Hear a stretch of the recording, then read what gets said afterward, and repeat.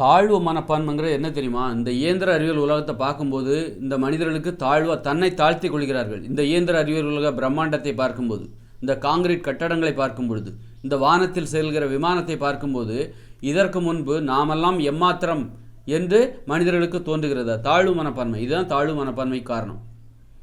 இந்த பிரம்மாண்டமான நம்ம ஒரு காடுகளில் வாழ்ந்தோன்னு வச்சுக்கோங்களேன், இயற்கையோட இணைஞ்சி, அப்போ நம்ம இந்த இயற்கையின் ஒரு வடிவமாக நாம் மாறிவிடுவோம், இயற்கையின் ஒரு அங்கமாக நாம் மாறிவிடுவோம். அதை பார்த்து நம்ம தாழ்வாக நினைக்கிறதுல ஒன்றும் தப்பு இல்லை. இந்த இயற்கையோடு ஒப்பிடும்போது இந்த காடுகள் அதில் நம்ம தாழ்வாக நினைக்கிறதுனால நமக்கு எந்த தப்பும் கிடையாது. ஆனால் இந்த இயந்திர அறிவியல் உலகம் இருக்குது பாருங்கள், இதற்கு முன்பு இது ஒரு செயற்கையான உலகம். இதற்கு முன்பு நம்ம தாழ்வாக நினைக்கும் போது, இந்த உலகத்தை இயந்திர அறிவியல் உலகத்தை நம்ம இப்போ ரொம்ப உயர்வாக நினைக்கும் போது நமக்கு என்ன தோணும் அப்படின்னா, இந்த உலகம் ரொம்ப உயர்வானது, அப்போ இதற்காக நம்ம உயிரையும் கொடுக்கலாம் அப்படிங்கிற எண்ணம் தோணும். நம்ம உயிரையும் தியாகம் பண்ணலாம். பாரு, வானத்து எவ்வளோ ஆராய்ச்சி, அணு உலைகள், மனிதர்கள் என்ன மாதிரியான ஆராய்ச்சி பண்ணுறாங்க. இந்த மனித இனத்தின் மிகப்பெரிய பாய்ச்சலுக்காக நான் எனது உயிரையும் தியாகம் செய்வேன், எனது இன்பங்களை தியாகம் செய்வேன், மகிழ்ச்சியான வாழ்க்கையை தியாகம் செய்வேன். மகிழ்ச்சியான வாழ்க்கையை தியாகம் செய்தால்தான் இந்த உயர்வான இந்த இயந்திர அறிவியல் உலகத்தை பாதுகாக்க முடியும் அப்படிங்கிற எண்ணம் வந்துடும். ஏன்னா இந்த இயந்திர அறிவியல் உலகத்தை நீ வியந்து பார்த்தன்னா என்ன நடக்கும் அப்படின்னா, இது உனக்கு ரொம்ப உயர்வாக தெரியும். அப்படி இருக்கும்போது இந்த உலகத்தை பாதுகாத்தே ஆகணும். ஏன்னா அது ரொம்ப உயர்வாக உனக்கு தெரியுது.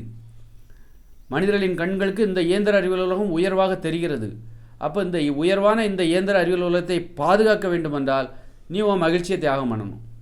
நண்பர்கள் அங்கங்கே போகாத, குடும்பத்தில் ரொம்ப நேரம் செலவழிக்காத, போனியா அட்டண்டன்ஸ் போட்டியா, ஆராய்ச்சி கூடத்துக்கு வந்துட்டு ஆராய்ச்சி பண்ணு. அப்போ தான் இந்த இயந்திர அறிவியல் உலகத்தை நீ பாதுகாக்க முடியும். 18 மணி நேரம் உழைக்கணும். அப்போ தான் இந்த இயந்திர அறிவியல் உலகத்தை உன்னால் பாதுகாக்க முடியும். சும்மா வீட்டில் போய் உட்காந்துடாத, போனோமா வந்தமான்னு இருக்கணும். குழந்தைகளோடலாம் நேரம் செலவழிக்காத. ஒரு உன் ஃபோட்டோ எடுத்து வீட்டில் மாட்டிரு, இதான் அப்பான்னு வீட்டில் உள்ளவங்க சொல்லிக்கிட்டோம் அப்படின்னு சொல்லிட்டு நீ அங்கே போய் நேரம் செலவழிக்காத. வா, வீடியோ காலில் பேசிக்கலாம், ஏதாவது பேசணுன்னா. அப்படி ஆராய்ச்சி கடின உழைப்பு. அப்போ தான் இந்த இயந்திர அறிவியல் உலகத்தை பாதுகாக்க முடியும். ஏன்னா இந்த இயந்திர அறிவியல் உலகம் உன்னை விட உயர்வானது. அதை பாதுகாப்பதற்காக நீ உனது உயிரையும் தியாகம் செய்யணும். ஏன்னா இந்த இயந்திர அறிவியல் உலகத்தோட உன்னுடைய உடம்பு தாழ்வானது, உன்னுடைய வாழ்க்கை தாழ்வானது. அதனால் இப்பேற்பட்ட உயர்வான இயந்திர அறிவியல் உலகத்தை உருவாக்குவதற்காக நீ தியாகியாக மாற வேண்டும். உனது உடலையும் உனது வாழ்க்கையும் தியாகம் செய்ய வேண்டும். 10 லட்சம் பேர் மோட்டார் வாகனத்தில் இறந்து போனாங்களே, அவங்க யார்? தியாகிகள்.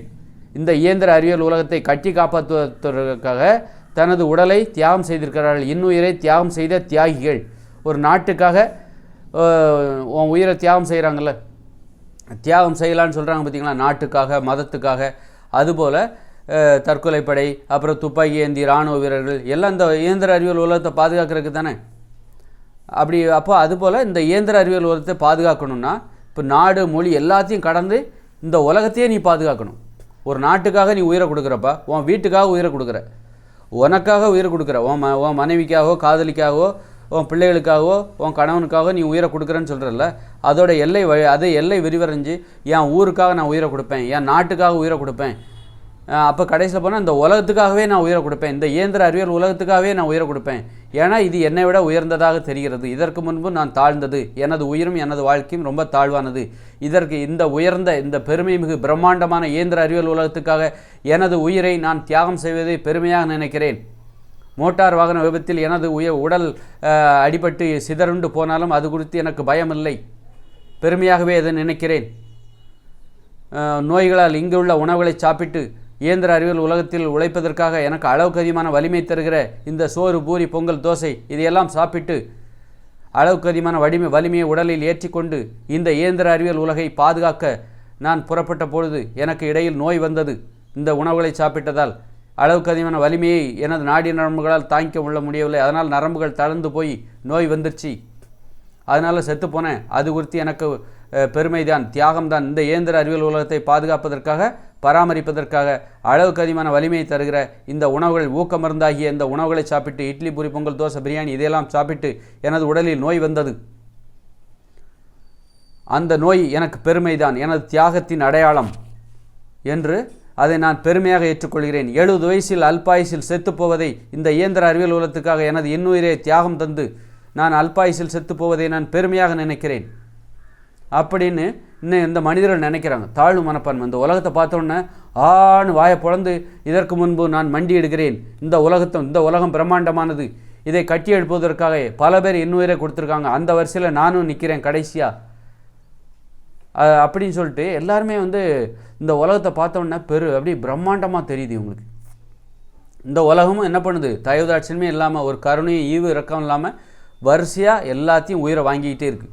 பல கோடி பேர் நோய்களோடு சாவுறாங்க, பல கோடி பேர் என்ன பண்ணுறாங்க, மோட்டார் வாகன விபத்துகள், குற்றங்களால் சாவுறாங்க, போர்களால் சாவுறாங்க. இந்த இயந்திர அறிவியலுக்கு கொஞ்சம் கூட ஈவு இறக்கமே இல்லை. இப்போ ஒரு படைத்தலைவன் இருக்கான்னு வச்சுக்கோ, ஒரு நாட்டோட தளபதி தலைவர் என்ன பண்ணுறாரு, இன்னொரு நாட்டு கூட சண்டை போட்டு நாட்டுக்காக உயிர் துறக்க புறப்படுங்கள் மாவீரர்களே அப்படின்றாருல, உடனே எல்லோரும் வரிசையில் போய் நிற்கிறான், நிறைய பேர் சாவுறாங்க. அப்போவும் அந்த தலைவருக்கு கொஞ்சம் கூட இறக்கமே இல்லை.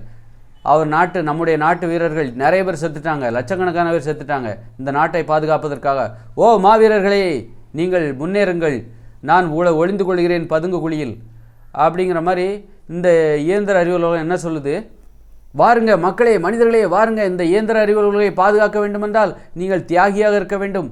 உங்கள் குடும்பத்தினரோடு நேரம் செலவழிக்காதீர்கள், குழந்தைகளின் முகத்தை ரொம்ப நேரம் பார்க்காதீர்கள், உங்களுக்கு அன்பு பாசம் வந்துவிடும், நீங்கள் ஒரு தியாகியாக ஆக மாட்டீர்கள், வீட்டிலேயே உட்கார்ந்து கொள்வீர்கள், வீட்டிலேயே இருக்க தோன்றும். வீடு எதிரானது, குடும்பம் என்பது எதிரானது. குடும்பம் என்று ஒன்று இருந்தால், கூட்டு குடும்பம் ஒன்று என்று இருந்தால் உறவினர்களின் சுகத்தில் நீ அங்கேயே உட்கார்ந்து கொள்வாய். ஆதலால் குடும்ப அமைப்பை நாம் பிரித்தோம், சிதறடித்தோம். கூட்டு குடும்பம் என்றாலே என்னவென்று இப்பொழுது தெரியாத அளவுக்கு நாம் மாற்றியிருக்கிறோம். ஏனென்றால் கூட்டு குடும்பம்னு ஒன்று இருந்ததுன்னா நீ அங்கேயே உட்கார்ந்துருவ, உறவினரோடு பேசி சிரித்து சந்தோஷமாக உட்கார்ந்துருவ. அப்போ இந்த இயந்திர அறிவியல் உலகத்தை கண்ணு கருத்துமாக பார்த்துக்க முடியாது, 18 மணி நேரம் உழைக்கிறதுக்கு ஆள் இல்லாமல் போயிடுவாங்க.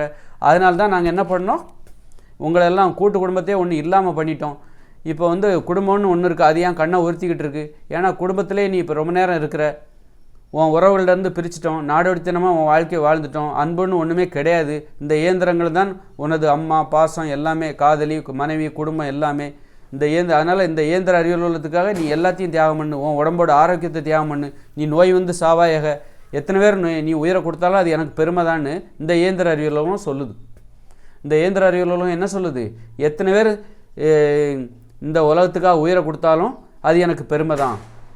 பல லட்சம் பேர் 10 லட்சம் பேர் மோட்டார் வாகன விபத்தில் உயிரை கொடுத்தாலும் அது எனக்கு பெருமை தான் அப்படின்னு இந்த இயந்திர அறிவியல் உலகம் மனிதர்களை வாருங்கள் வாருங்கள், உங்கள் உயிரை எனக்காக தியாகம் செய்யுங்கள், உங்களை இருகரம் கூப்பி வரவேற்கிறோம், வாருங்கள் வாருங்கள் அப்படின்னு இந்த இயந்திர அறிவியல் உலகம் மனிதர்களை பார்த்து வரவேற்குது. மனிதர்களும் வரிசையில் நிற்கிறாங்க, பலியாடுகளாக போட்டி போட்டு நான் தான் அப்படின்னு வரிசையில் நிற்கிறாங்க.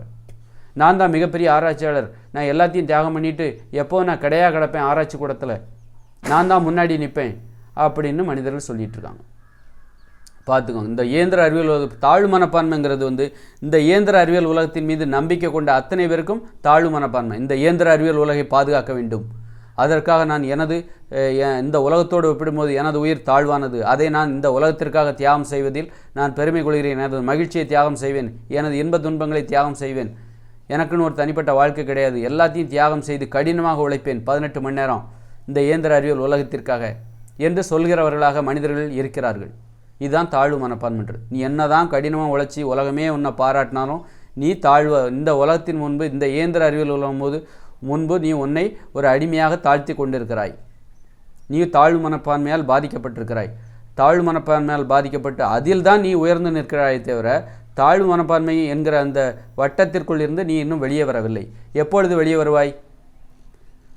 உனக்காக நீ வாழும் பொழுது, உனது குடும்பத்திற்காக, உனது நன்மைகளுக்காக, உனது இன்ப துன்பத்திற்காக நீ தியாகியாக இல்லாமல் நாம் மகிழ்ச்சியாக வாழ்வதற்காக பிறந்தோம் என்று எண்ணும் பொழுது, அப்பொழுதுதான் நீ என்ன பண்ணுவ, தாழ்வு மனப்பான்மையிலிருந்து விடுபடும். இந்த இயந்திர அறிவியல் உலகத்தில் இருக்கிற வரைக்கும் நீ அதிலிருந்து விடுபட முடியாது, தாழ்வு மனப்பான்மையிலிருந்து விடுபட முடியாது.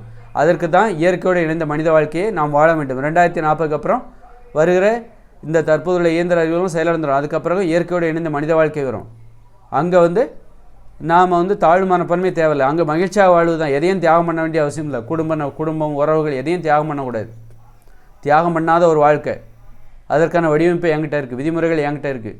கூட்டு குடும்பமாக நிலையாக ஒரு இடத்துல நம்ம எந்த ஊரில் பிறந்தோமோ அந்த ஊர்லேயே சாக போகிறோம், அந்த மாதிரியான ஒரு வாழ்க்கை. நாடோடித்தனமான வாழ்க்கைக்கு முற்றுப்புள்ளி. கூட்டு குடும்ப உறவுகளை பாதுகாக்கிற ஒரு வாழ்க்கை முறை, இயற்கையோடு இணைந்த வாழ்க்கை முறை.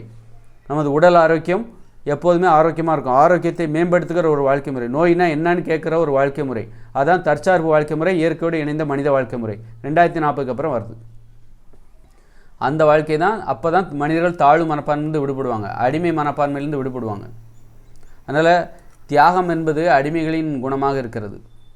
அதனால் தியாகம் நமக்கு பிடிச்சவங்களுக்காக, நமக்காக நாம் தியாகம் பண்ணலாம், நமக்கு பிடிச்சவங்களுக்காக. அப்புறம் யாருக்காக நம்ம தியாகம், இந்த உலகத்துக்காக தியாகம் பண்ணுறோம், யாருன்னே தெரியாதவங்களுக்காகலாம் தியாகம் பண்ணுறாங்க. அந்த மாதிரிலாம் தியாகம் பண்ணாமல் நம்ம தியாகத்தை சுருக்கிக்கணும். நமக்காக, நமக்கு தெரிந்தவர்களுக்காக ஒருவருக்கொருவர் இன்ப துன்பங்களை தியாகம் செய்து வாழ்வது தான் மனித வாழ்க்கை.